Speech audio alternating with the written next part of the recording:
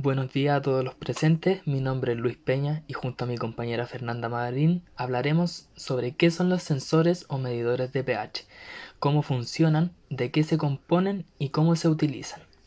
Antes de entrar al tema principal, debemos saber qué es el pH. El concepto de pH es un parámetro que se utiliza para medir el grado de acidez de una sustancia. A través de este se logra determinar la concentración de iones de hidrógeno en una disolución. El potencial de iones de hidrógeno de una solución se puede llegar a medir con aproximaciones, utilizando para ello indicadores de ácidos o bases, las cuales pueden presentar una coloración distinta dependiendo del nivel de alcalinidad o acidez. Normalmente el método consiste en emplear un papel impregnado con los indicadores cualitativos. Otro método es la titulación ácido-base, en donde los indicadores más utilizados son el naranja de metilo y la fenolftaleína.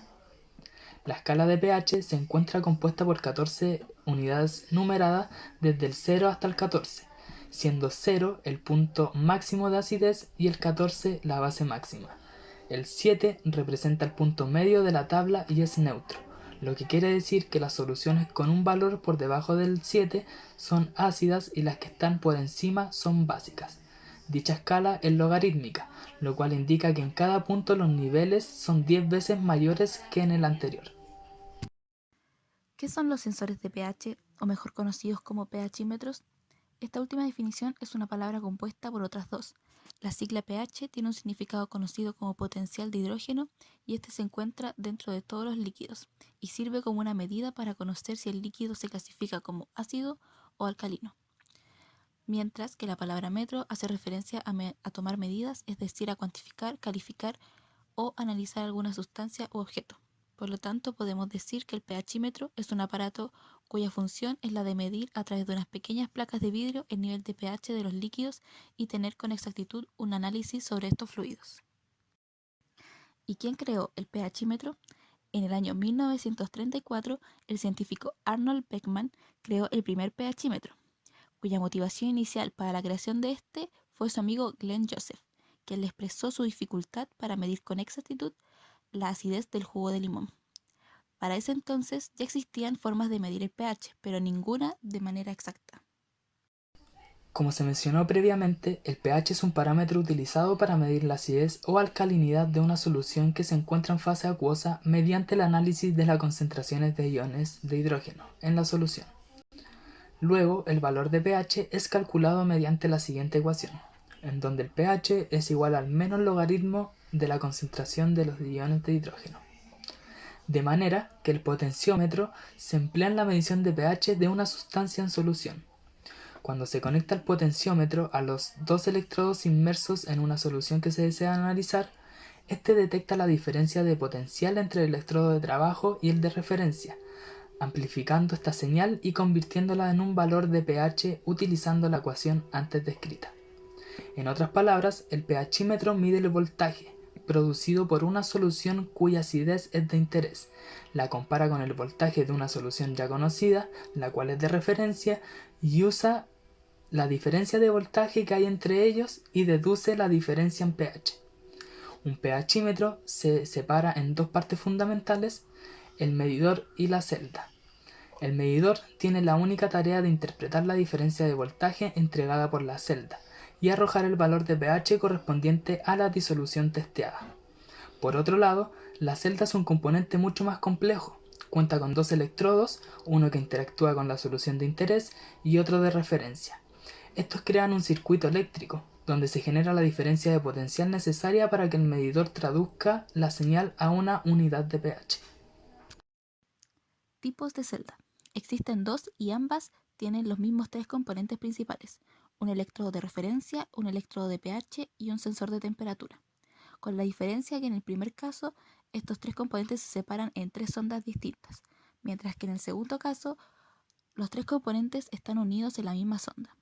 Algunos dispositivos no cuentan con sensor de temperatura. Sin embargo, la temperatura es uno de los aspectos que puede causar una medición incorrecta del pH, pues modifica la actividad de los iones, y para asegurarse de que esto no pase, se hace uso de este sensor. El medidor está encargado y programado para calcular la compensación por temperatura.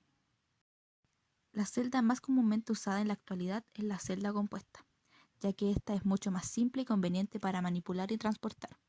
Por este motivo, profundizaremos la explicación del funcionamiento en este tipo de celda. Los electrodos no son como electrodos normales, que son simples piezas de cable de metal. Cada uno es un mini conjunto químico. El electrodo que hace el trabajo más importante se llama electrodo de vidrio. Tiene un cable eléctrico de plata suspendido en una solución de cloruro de potasio, que es el elemento indicador, contenido en una membrana hecha de vidrio especial que contiene sales de metal. El otro electrodo se llama electrodo de referencia y tiene un cable de plata suspendido en una solución de cloruro de potasio. Más adelante se explicará con detalle el rol que cumplen estos elementos. También cuenta con la unión de líquidos o puente de sal, que es una especie de membrana o filtro que proporciona una conexión eléctrica entre el electrodo de referencia y la muestra. Esto permite el intercambio de iones, pero impide el intercambio de fluidos. Ya que conocemos las partes que componen al sensor de pH, daremos a conocer cómo funciona este sistema. El cloruro de potasio, que se encuentra dentro del electrodo de vidrio, es una solución neutral con 7 unidades de pH, así que contiene una cierta cantidad de iones de hidrógeno. Lo que hace el electrodo de vidrio es medir la diferencia entre la solución que se encuentra dentro de la membrana y la solución de interés, midiendo la diferencia en los voltajes que producen sus iones de hidrógeno. Ya que sabemos el pH de la solución interna, podemos determinar el pH de la solución externa. Cuando se sumergen los dos electrodos dentro de la solución del analito, parte de los iones de hidrógeno se mueven hacia la superficie del electrodo de vidrio y reemplazan parte de los iones de metal que hay dentro de esta, mientras que parte de los iones de metal se mueven desde el electrodo de vidrio a la solución externa. Este proceso se conoce como intercambio de ion y es la clave de cómo funciona un electrodo de vidrio. Este proceso también ocurre en la superficie interna del electrodo de vidrio. Esto crea una diferencia de potencial de ion de hidrógeno en las dos superficies del vidrio, lo que significa una cantidad diferente de carga eléctrica. Esta diferencia de carga significa que un voltaje diminuto aparece entre los dos lados del vidrio, lo cual produce una diferencia en el voltaje entre el electrodo de plata y el electrodo de referencia que se muestra como una medida en el medidor. Por otra parte, el sistema de referencia no es sensible al pH y debe permanecer estable durante la medición. El electrolito en el que está sumergido el cable de referencia entra en contacto con la muestra a través de la unión de líquidos, formando un puente salino.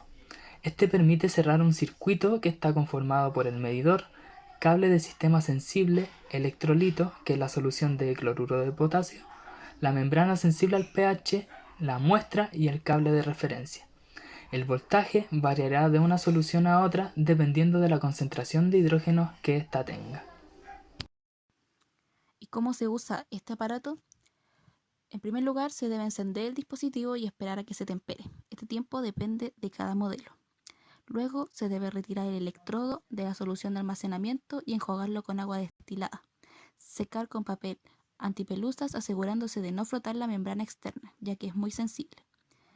En tercer lugar, calibrar el dispositivo, primeramente con una solución de pH 7 y luego, dependiendo de si la muestra es ácida o básica, se debe calibrar con una solución ácida de pH 4 o básica de pH 9.21. Entre cada medición, enjuagar nuevamente el electrodo como en el paso 2. A partir de ahora se puede medir el pH de una muestra de interés. Primero se debe agregar la muestra a un vaso precipitado limpio y seco. Luego colocarla en un agitador magnético para que esté completamente homogénea. A continuación, introducir la celda en el recipiente dejando reposar por 2 minutos sin apagar el agitador. Una vez que la muestra se estabilice, registrar el nivel de pH que se ve en la pantalla del dispositivo. Sacar la celda de la solución y limpiar como en el paso 2.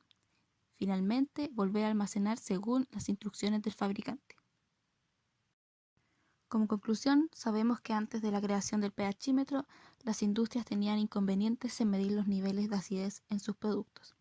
A partir de la invención del pHímetro, esto se hizo mucho más fácil y se pudo controlar más la acidez de los productos.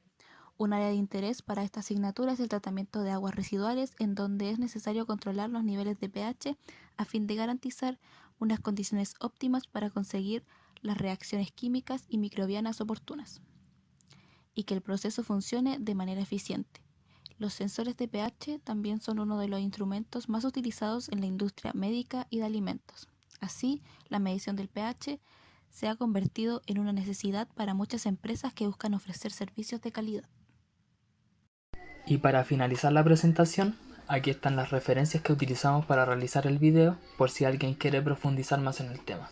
Sin nada más que agregar, muchas gracias.